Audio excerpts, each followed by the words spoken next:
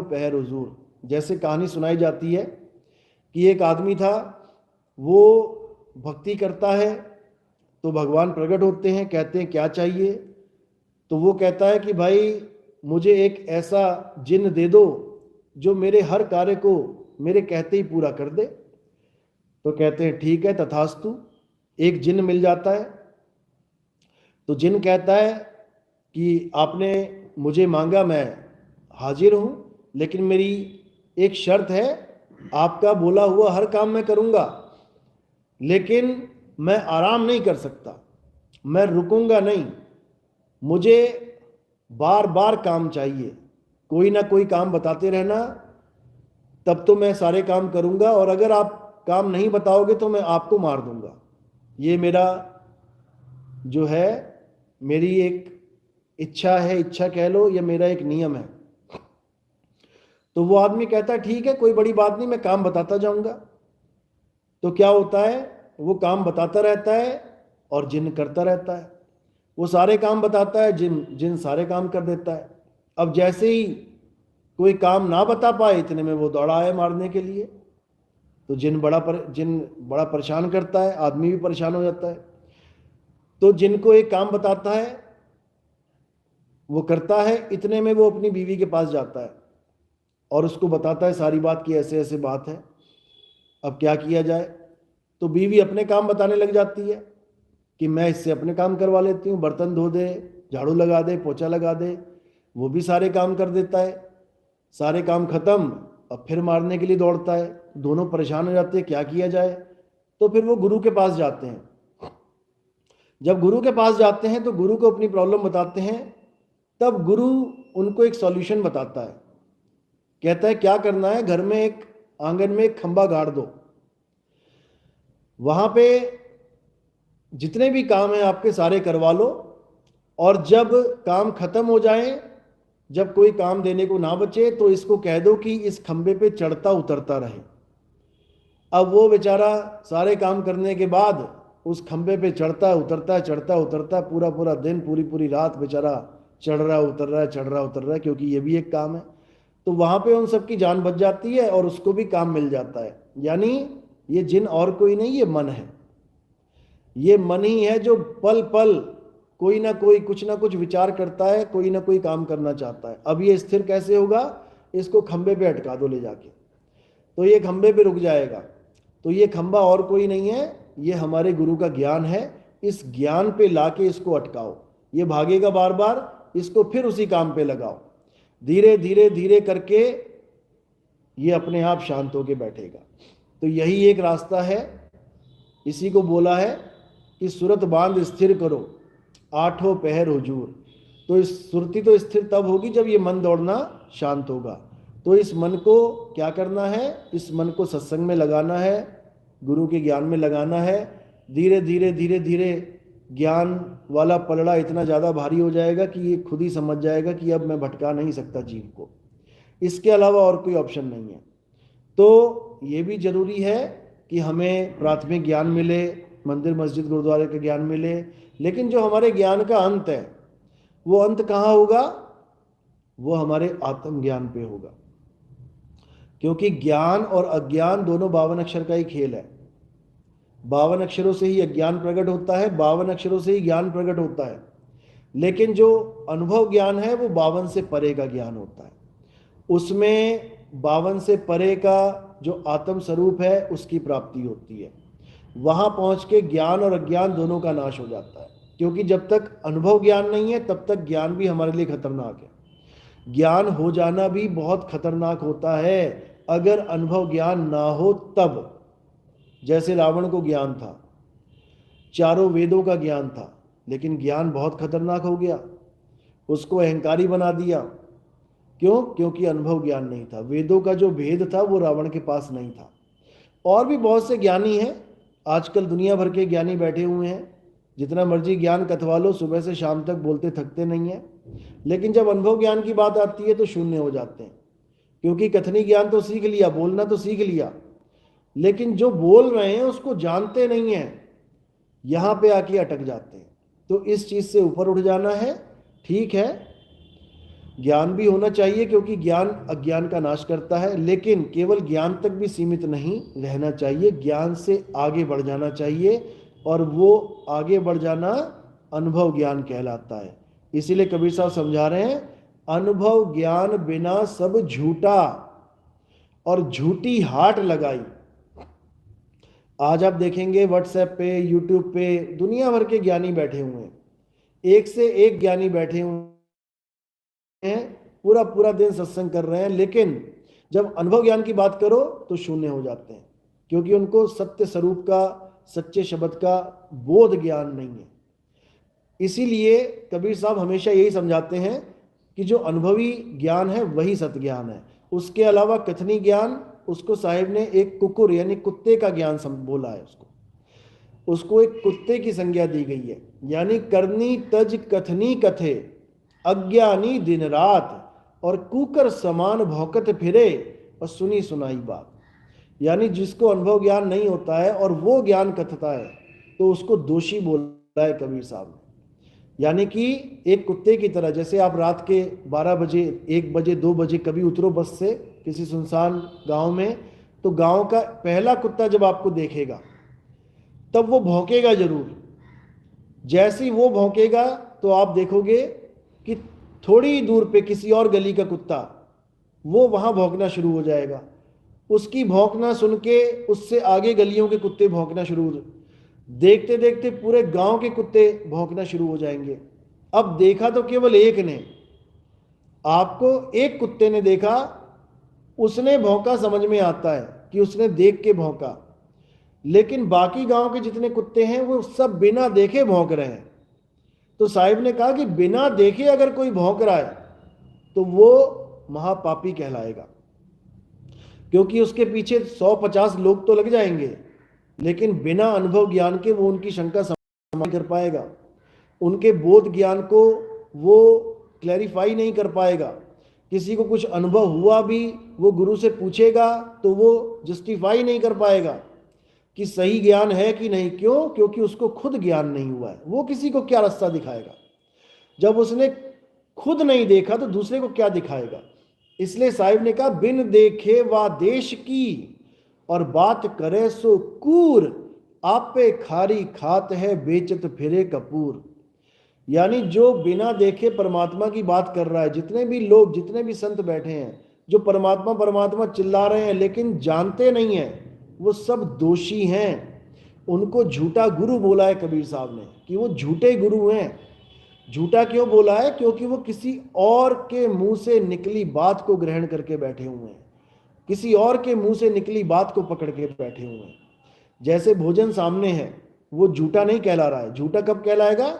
जब तुम्हारे मुंह में चला जाएगा और तुम उसमें से निकाल के किसी को दो, वो झूठा कहलाता है। यानी किसी के मुंह से बात निकली, वो अपनी बता के अगर पेश कर रहे हैं तो वो झूठे हैं। और उनके लिए क्या प्रावधान है? क्योंकि देखो, ये प्रकृति का नियम है कि जो करोगे सो भरोगे। किसी को धोखा दोगे तो धोखा मिलेगा, किसी के साथ अन्याय करोगे तो अन्याय मिलेगा, किसी के साथ कुछ भी करोगे वही सब तुम्हारे साथ होगा। तो अगर झूठा गुरु है तो उसके लिए क्या प्रावधान है? क्योंकि झूठा गुरु सामने वाले का जन्म बर्बाद कर रहा है, इंसानी चोला बर्बाद कर रहा है, तो उसके लिए क्या है? झूठा गुरु अजगर बना और लख आए, सारी संगत चींटी बनी, तोड़ तोड़ के खाए। तो झूठा गुरु कहां जाएगा? लख 84 में जाएगा। उसको बचाने वाला कोई नहीं है। उसको सारी संगत जो उसने इकट्ठी की है, चींटी बन के तोड़ तोड़ के खाएगी, कोई बचाने वाला नहीं है। तो झूठे गुरुओं के ऊपर भी ये प्रकृति पूरा उनका हिसाब लेगी, कोई बचाने वाला नहीं है। इसलिए साहिब ने कहा है, बार बार समझाया भी है कि झूठे गुरु को झटक दे और शिष्य शाखा को फूक, और वाह में दोष जरा नहीं, शब्द कहा हम कूक। यानी कि जब तक गुरु को बोध ज्ञान नहीं हो गया है, जब तक गुरु को सच्चे शब्द का अनुभव नहीं हो गया है, तब तक वो किसी को ज्ञान देने का हकदार है ही नहीं। इसीलिए गुरु करो जान के, पानी पियो छान के, ये उस समय बोला गया जब पानी में छोटे छोटे कीड़े होते थे। नदियों में, तालाबों में, कुएं में जब पानी निकालते थे तो उसमें छोटे छोटे जीवाणु दिखाई देते थे। तो कपड़ा लगाने की बात करी कि कपड़ा लगा के छान के पियो। लेकिन आज के टाइम में आरओ लगे हैं, घरों में भी जो पानी आ रहा है उसमें भी कोई कीड़ा जल्दी दिखाई नहीं देता है। कोई पाइपलाइन टूट गई है कहीं पे तो भले कोई गंदा पानी आ जाए, लेकिन वो भी रिपेयर होने के बाद ठीक हो जाती है। तो वहां पर कपड़ा लगाने की जरूरत नहीं है। बहुत से कबीरपंथी आज अपने आश्रमों में नलों पे कपड़े लगा के बैठे हैं, बल्कि कपड़ा लगा के तो और पानी गंदा हो जाएगा। तो यहां पर इस वाणी को बिल्कुल उलट देना है आज के जमाने के अनुसार। गुरु करो छान के और पानी पियो जान के। पानी के बारे में जानो कि ये नल का पानी है या ये ऊपर टंकी का पानी है या ये बासी पानी है या ताजा पानी है, समझ में आता है। लेकिन गुरु करो छान के। अब कपड़ा लगाने की जरूरत गुरु के ज्ञान पे है। यानी जो गुरु समझा रहा है, परमात्मा के बारे में बता रहा है, तो पहला प्रश्न ये होना चाहिए कि परमात्मा है क्या, परमात्मा कैसा होता है। ये सवाल सबसे पहला सवाल होना चाहिए गुरुओं के आगे। अब वहां पे आपको समझ में आएगा कि गुरु जवाब क्या दे रहा है और हमें इस गुरु को धारण करना चाहिए कि नहीं करना चाहिए।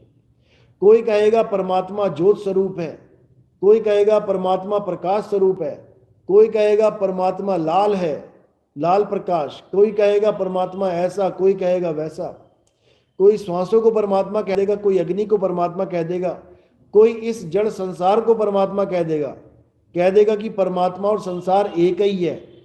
ऑब्जर्व करने वाला और ऑब्जर्वर, यानी ये ऑब्जर्व करने वाला और ऑब्जर्व होने वाला दोनों एक ही हैं। कई लोग ऐसी बात कर देंगे, यानी दृश्य और दृष्टा एक ही है, कुछ ऐसी बात कर देंगे। ये सब अज्ञान है, ये सब अज्ञान है। इसी एक सवाल से सारे धर्मों का, सारे बाबाओं का, सारे ज्ञानियों का भेद खुल जाएगा। क्योंकि परमात्मा परमात्मा कह के इकट्ठा करने वाले बहुत हैं, लेकिन परमात्मा है क्या ये बताने वाले कोई बिरले हैं। इसलिए साहिब ने बोला कि कबीर आत्म ज्ञान का पड़ा नगर में शोर, और पूछो कैसी आत्मा तो देते दांत निपोर। यानी आत्मा आत्मा, परमात्मा परमात्मा कहने वाले बहुत मिल जाएंगे, लेकिन उनसे केवल एक सवाल पूछ लो कि आत्मा है क्या, परमात्मा है क्या, बस वहीं पे फेल हो जाएंगे, जवाब नहीं आ सकता। तो यही समझना है, इसी को परम ज्ञान बोलते हैं। जैसे हमारे ग्रंथों में आता है, हिंदू धर्म के ग्रंथों में आता है सोहम। अब सोहम कह लो, कई लोग इसी को कहते हैं शिवोहम, मैं ही शिव हूं, या फिर इसी को ईसाइयों ने कहा यहोवा, यानी मैं वो हूं जो मैं हूं। इसका मतलब ये होता है, यानी परमात्मा की डेफिनेशन बताई गई है कि परमात्मा क्या है, मैं वो हूं जो मैं हूं। अब इसके भेद को समझना है केवल। यानी परमात्मा हमें कैसे मिलेगा, जब हम ये जान पाएंगे परमात्मा है क्या। क्योंकि परमात्मा वो है जो परमात्मा है, ये तत्व ज्ञान है। या क्या है, पानी केवल वो है जो पानी है, सोना केवल वो है जो सोना है। इसको समझना पड़ेगा। यानी जो मैं हूं वो ही मैं हूं, यानी मैं केवल वो चीज हूं जो मेरा अस्तित्व है। अब उस अस्तित्व को जानना पड़ेगा, यानी ये तत्व ज्ञान है। अब अस्तित्व क्या है, आत्मा ही अस्तित्व है। यानी जो तू सो हम, यानी मैं भी आत्मा और तुम भी आत्मा, दोनों में कोई भेद नहीं है। लेकिन एक आदमी बना बैठा है, एक औरत बना बैठा है, तो इसमें तो भेद है। यानी मैं आदमी औरत नहीं हूं क्योंकि दोनों में भेद है, मैं आत्मा हूं क्योंकि तुझमें और मुझमें कोई भेद नहीं है। इसी को हमारे ग्रंथों में बोला गया ईश्वर सत्य है। यानी ईश्वर ईश्वर करने वाले तो बहुत बैठे हैं। किसी ने राम जी को ईश्वर बना दिया, किसी ने श्याम जी को ईश्वर बना दिया, किसी ने हनुमान जी को ईश्वर बना दिया। और जब इनसे पूछो कि भगवान इतने सारे क्यों हैं, तो वही घिसा पिटा जवाब, भगवान तो एक है लेकिन उसके रूप अनेक हैं। बताओ, अरे जब भगवान एक है तो उसके रूप अनेक कैसे हो गए? रूप अनेक तो शरीरों के हैं, रूप अनेक तो मिट्टी के बर्तन के हैं, पानी के कौन से रूप अनेक है भाई? अब चलो मान लिया कि पानी के भी 3 स्टेट्स बोली गई हैं। वो इसलिए बोली गई हैं क्योंकि ये उदाहरण भौतिकवादी, क्योंकि ये बदलता है।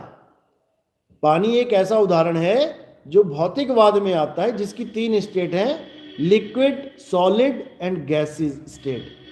लेकिन परमात्मा पानी थोड़ी नहीं है कि परमात्मा पानी है कि उसको उबाल देंगे कि उसको उड़ा देंगे। परमात्मा केवल एक था, एक है, एक रहेगा। इसीलिए उसको सत्य बोला गया है। सत्य की डेफिनेशन क्या है? जो कभी बदले ना, जो सदा एक सा रहे, जो कभी भी परिवर्तन में नहीं आता, वो सत्य है। गीता में पढ़ लो, अध्याय 2 में लिखा हुआ है। तो जो लोग ये कहते हैं कि परमात्मा तो एक है लेकिन रूप अनेक है, वो महाअज्ञानी लोग हैं, क्योंकि वो बर्तन के रूप देख रहे हैं। वो बर्तन को, मिट्टी के घड़ों को पानी समझ बैठे हैं। इसलिए ये अज्ञानता वाली बात करते हैं कि पानी तो एक है लेकिन उसके रूप अनेक है। भाई उसका रूप भी एक ही है। चाहे किसी बर्तन में झांक के देख लेना, तुम्हें पानी का एक सा रूप मिलेगा, लेकिन बर्तन अलग अलग हैं। अब तुम्हारी बुद्धि पानी तक नहीं पहुंच पा रही है, इसलिए तुम बर्तनों की टांग पकड़ के बैठे हो, इसलिए तुम बर्तनों को भगवान मान के बैठ गए। लेकिन गीता में यह नहीं बोला गया कि मेरे बहुत सारे रूप हैं। गीता रूप का वर्णन है कि हे अर्जुन, मैं अजन्मा हूं, नित्य हूं, शाश्वत हूं। मैं अजन्मा हूं यानी मेरा कभी जन्म नहीं होता, लेकिन रूपों का जन्म भी होता है और नाश भी होता है। समझ लो, यानी परमात्मा एक था, एक है, एक रहेगा। सत्य एक था, एक है, एक रहेगा। असत्य रूप बदलता है। असत्य के बहुत से रूप हैं, और जितने बाबा ये बोलते हैं कि परमात्मा एक है लेकिन रूप अनेक हैं, तो समझ जाओ कि जिस एक परमात्मा की वो बात कर रहे हैं उसको वो कभी पकड़ ही नहीं पाए, और वो केवल असत्य रूपी बर्तनों को पकड़ के अपनी दुकानें चला रहे हैं। किसी ने हनुमान जी का मंदिर बना लिया, किसी ने राम जी का मंदिर बना लिया, किसी ने कृष्ण जी का मंदिर बना लिया, किसी ने शनिदेव जी का मंदिर बना लिया, किसी ने फलाने का, किसी ने ढिकाने का। इसी को समझना है, इसी को समझना है, क्योंकि सब घड़ों के मंदिर बना के बैठ गए हैं, सुराही के मंदिर बना के बैठ गए हैं। पानी का मंदिर किसी ने नहीं बनाया। इसीलिए परमात्मा को इस बार पानी का मंदिर बनाने की जरूरत पड़ रही है। जो हमारा मूल ज्ञान है ये उसी पानी को दर्शाता है जिसको आत्मा कहते हैं, जिसको आत्मा कहते हैं। ये आत्म ज्ञान का मंदिर है। इस मंदिर में किसी भी शरीर को भगवान नहीं माना जाता। इस मंदिर में शरीरों से ऊपर उठ के आत्मा तक पहुंचाया जाता है। इस मंदिर में केवल आत्म ज्ञान का जिक्र होता है। ठीक है, एक नियम बना हुआ है जिसको गुरु पूजा कहते हैं, गुरु वंदना कहते हैं। उस हिसाब से हमारे यहाँ गुरु की आरती होती है, लेकिन गुरु को काया मान के आरती नहीं होती है, गुरु को आत्मा समझ होती है। और गुरु हमेशा यही समझाता है कि मुझे शरीर मत समझना, मैं कोई मिट्टी का घड़ा नहीं हूं, मैं एक आत्मा हूं, और तुम्हें भी ये समझाने आया हूं कि तुम भी एक आत्मा हो। अपने आप को मिट्टी का शरीर मत समझ लेना। गुरु तुम्हें मिट्टी का शरीर त्यागने का रास्ता बताने आता है। गुरु तुम्हें मिट्टी के शरीर से मोह करवाने नहीं आता।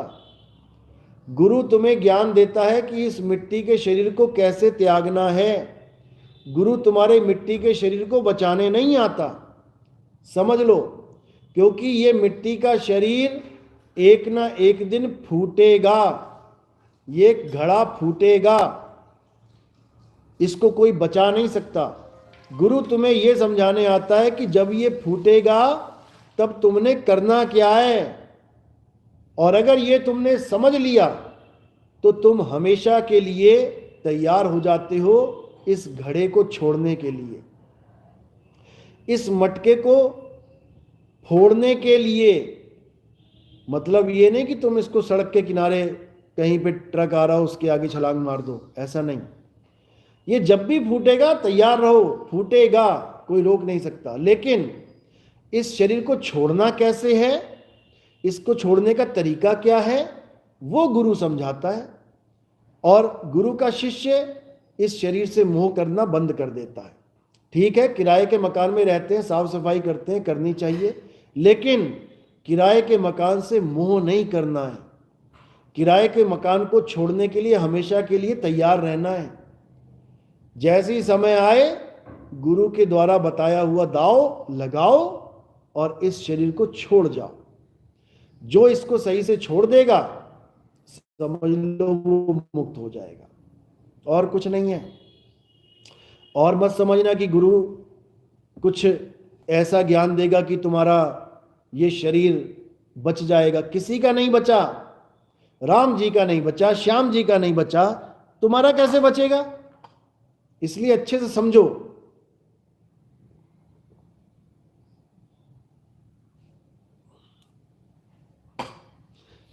कई गुरु इस शरीर से मोह करवा देते हैं कि मेरे पास आ जाओ, किडनी ठीक हो जाएगी और फलाना हो जाएगा, ढिकाना हो जाएगा। वो गुरु उन चेलों का मोह और ज्यादा बढ़ा रहे हैं शरीरों से। वो भीड़ बढ़ा रहे हैं अपने पास लालच देके, जबकि गुरु ऐसा होना चाहिए जो शरीरों से मोह भंग करवाए, इस काया से मोह भंग करवाए। क्योंकि गुरु के पास लोग जाते ही इसलिए हैं कि उनको मुक्ति प्राप्त हो। अब मुक्ति का मतलब भी नहीं समझ रहे हैं। मुक्ति का मतलब है कि जन्म मरण से छुटकारा मिल जाए, यानी इस काया से छुटकारा मिल जाए। और जो गुरु काया से ही मोह करवा रहा है वो कब छुटकारा देगा तुम्हें? तो इसलिए हमें वो गुरु धारण करना चाहिए जो हमें मुक्ति का रास्ता बताए, इस काया से मोह भंग करवाए। वही हमें इस काया से छुटकारा दिला सकता है। स्वर्ग नरक से मोह भंग करवाए कि तुम स्वर्ग चले जाओ, तुम नरक चले जाओगे। कबीर साहब इसका खंडन करते हैं। अज्ञानी को स्वर्ग नरक है, हरि जाने को नाही, और जिस भव से सब लोग डरत हैं, सो भय हमरे नाही। जो गुरु तुम्हें स्वर्ग, महास्वर्ग, जन्नत ले जाने की बात कर रहा है, हेवन की बात कर रहा है, वहां ऐसे ऐसे होगा, वहां ऐसे ऐसे होगा, मजे आएंगे, वहां पे ऐसा चलेगा वैसा, ये सब अज्ञान है, ये सब अज्ञानियों का खेल है। साहिब कह रहे हैं हमारा जो खेल है वो जीते जी मुक्ति प्राप्त करने का खेल है, यानी जीते जी उस अवस्था प्राप्त करना है जो मरने के यानी शरीर छोड़ने के बाद तुम्हें मिलेगी। वहां पर ये कोई खेल नहीं है स्वर्ग और नरक का। स्वर्ग नरक रूपी अज्ञान को दिमाग से निकाल देना है और केवल सत्य रूपी आत्मा को पकड़ना है, इसके अलावा सब अज्ञान है। तो मालिक से यही अरदास करते हैं कि जो भी हमारे सत्संग में आते हैं वो इस काया से ऊपर उठ के आए और इस काया के मोह को त्यागें और हमेशा रेडी रहें इस काया को छोड़ने के लिए। भेद आपको समझाया ही हुआ है कि क्या करना है। काया तो छूटेगी, कोई बचा नहीं सकता। कोई आग से जल रहा है, कोई एक्सीडेंट में मर रहा है, कोई पानी में डूब के जा रहा है, ये सारा माया का खेल है। घड़ा तो वो फोड़ेगी, लेकिन तुमने कैसे शरीर को छोड़ना है ये ज्ञान तुम्हें जरूर होना चाहिए। अगर ये ज्ञान है तो चाहे तुम हिंदू हो, मुसलमान हो, सिख हो, ईसाई हो, इससे कोई फर्क नहीं पड़ता। हिंदू को मुसलमान होने की जरूरत नहीं है, हिंदू को ईसाई होने की जरूरत नहीं है, ईसाई को सिख बनने की जरूरत। जिस धर्म में तुम पैदा हो गए, जिस जात में तुम पैदा हो गए, जिस फैमिली में तुम पैदा हो गए वहीं रहो, कोई धर्म परिवर्तन करने की जरूरत नहीं है। बस कमी कहां पर है? कमी आत्मज्ञान की है। उस आत्मज्ञान की कमी को पूरा कर लो, तुम्हें कहीं जाने की जरूरत नहीं पड़ेगी। जल में मीन प्यासी मोहे देखत आवे हांसी, आत्मज्ञान बिना नरभट के कभी काबा कभी काशी। आत्मज्ञान के बिना ये जीव भटक रहा है, कभी कहीं भाग रहा है, कभी कहीं भाग रहा है। ये सारी दौड़ कब खत्म होगी? जब आत्मज्ञान में स्थित हो जाओगे। तो आत्मज्ञान से श्रेष्ठ ज्ञान कोई ज्ञान नहीं है। आत्मा में ही परमात्मा का वास है, जैसे दूध में घी का वास है। बस मंथन की जरूरत है। और ये शरीर ही महाकुंभ है, इसी में स्नान करना है, इसी में तुम्हें उस आत्म तत्व के दर्शन होंगे और तुम सदा सदा के लिए अमर हो जाओगे। तो मेरी यही मालिक से अरदास है कि सबको मुक्ति मिले, सब इस संसार से निकलें, भवसागर से निकलें। और सबसे बड़ी बात कि धर्म के नाम पे झगड़ा ना करें। सब धर्म एक हैं, क्योंकि धर्म होता ही एक है। जितने भी धर्म अलग अलग बने बैठे हैं, ये धर्म नहीं, ये पंथ हैं, ये संप्रदाय हैं, ये मजहब हैं। धर्म केवल एक है और उसे सत्य सनातन धर्म कहते हैं। और सत्य सनातन धर्म का मतलब ये नहीं है कि कोई भगवाधारी या कोई जटाधारी या कोई देवी देवताओं को पूजने वाला सत्य सनातनी है, बिल्कुल नहीं। सत्य सनातन का मतलब होता है कि कोई हिंदू है तो अपनी आत्मा को जाने, मुसलमान है तो अपनी आत्मा को जाने, सिख है तो अपनी आत्मा को जाने, ईसाई है तो अपनी आत्मा को जाने। तो वह अपने मजहब में रहते हुए भी सत्य सनातनी कहलाएंगे।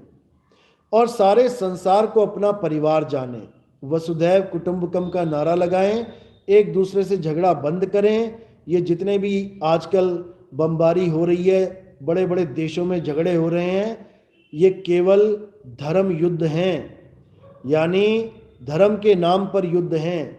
ये युद्ध बंद होने चाहिए और सबको एक परमात्मा का साक्षात्कार हो, सब भाई भाई आपस में मिलके रहें और भक्ति करें। मैं यही चाहता हूँ। तो आज का सत्संग यही समाप्त है और अरदास करते हैं कि जो देश आपस में